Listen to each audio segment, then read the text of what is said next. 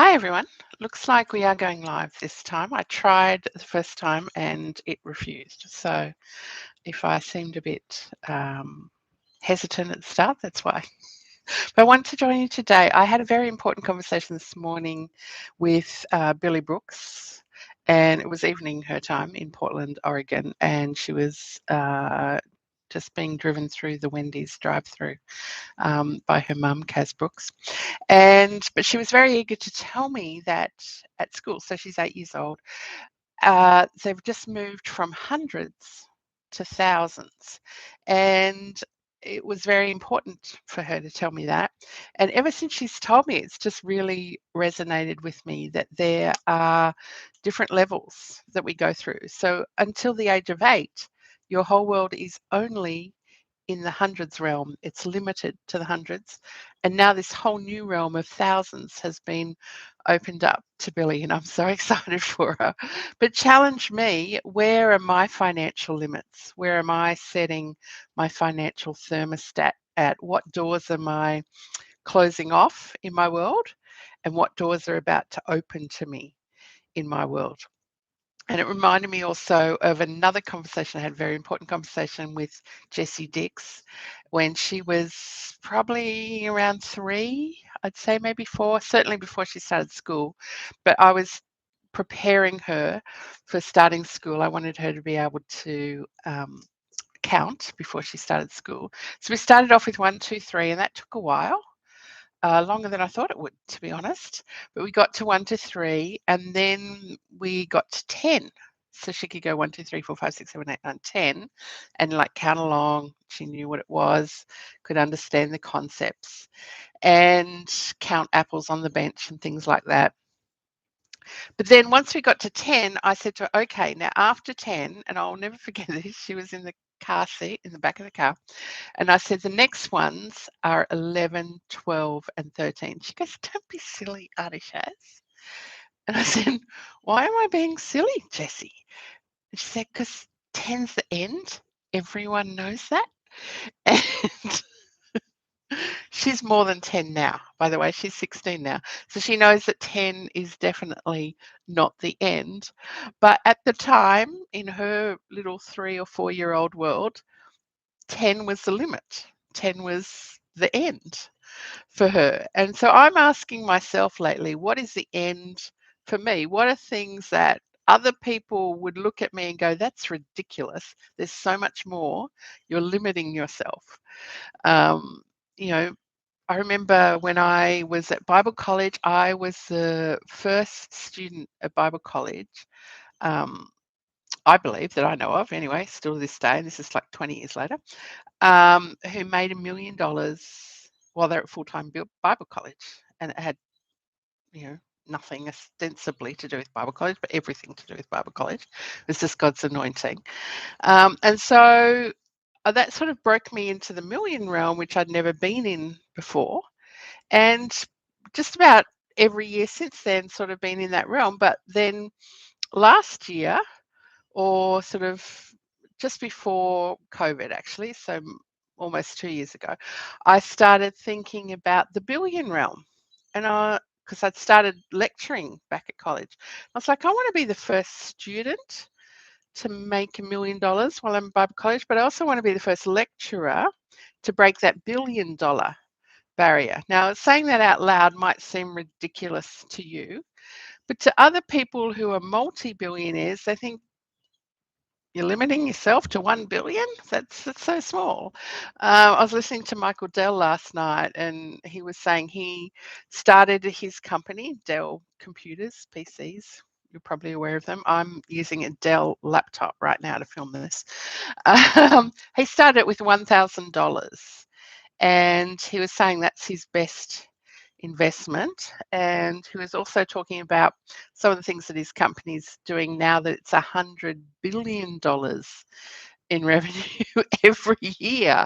Now, that's a pretty good return on investment, but that's a much bigger realm than I'm playing in at the moment, even that I'm dreaming of. He might look at me and go, well, don't limit yourself to 1 billion, got to think bigger. In fact, one of the things that he was talking about on his journey was that they were at a point where they could have thought small But if they had stayed small, they probably would have been eaten up by someone else in the market.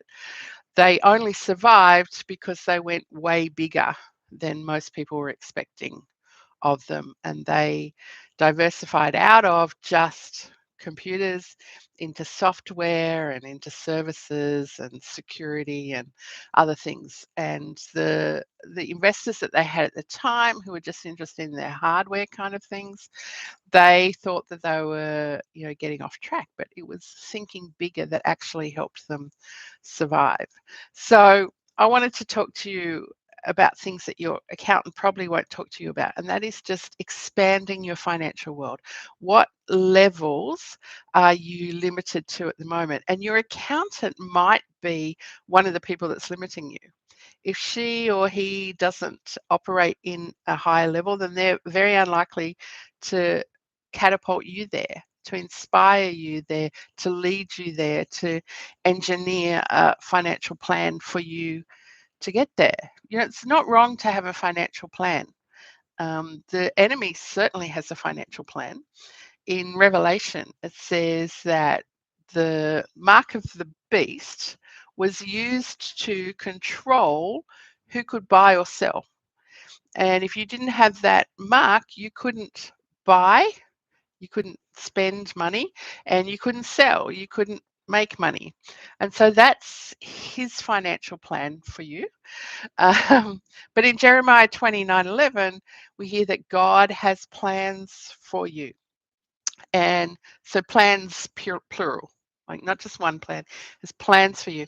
And that word plans, plural, is used 3 times in that verse. It's plans to prosper you, plans to give you a future and a hope. Like when you don't have any money at all, you feel really hopeless and you don't think much about the future. You're not daydreaming about billionaire. You're just like hungry and where can I get food from today? How can I survive today? But if you have lots of money, if you have an unlimited access to resources, like Paul writes to the Philippians and he says, God doesn't supply your needs according to your resources. He doesn't supply your needs according to your contacts or your network or your fundraising activities or your income or your employment or your effort or your investments or the economy. No, it says that God supplies your needs according to his riches in glory. So he is bragging about God, how abundantly wealthy, rich he is. He's not saying there's a supply problem, you'll have to submit a request in triplicate before 9 a.m. because we can't fund everything. No, he says your needs are supplied according to his riches in glory. Glory, not just making it, but gloriously.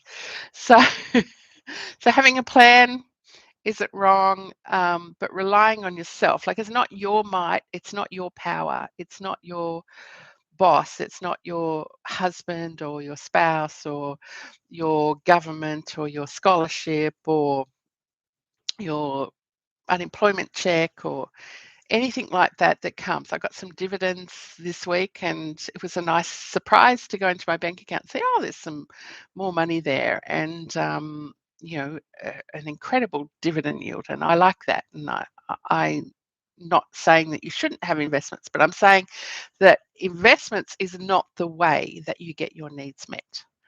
Your needs are met by his riches in glory. So being able to tap into that and to make your plans based not on your current resources, but on God's riches in glory are going to be completely different kinds of financial plans to what your accountant will set for you. So I wanted to thank Billie Brooks, I wanted to thank Jessie Dix, and I wanted to thank God for supplying our needs, and Apostle Paul for writing down that letter to the church at Philippians that we're reading all these years later, and for Jeremiah saying what he said, and for John writing the revelation about the plans that the enemy has. to stop us from buying and selling. All of those things are gifts to us to help us plan for a beautiful financial future. And I hope that what I've said today has helped you as well. So thank you for listening. Put some comments in if you've got any questions, or if you'd like to hear me address something else about biblical finances. I'd be pleased to listen. Thank you.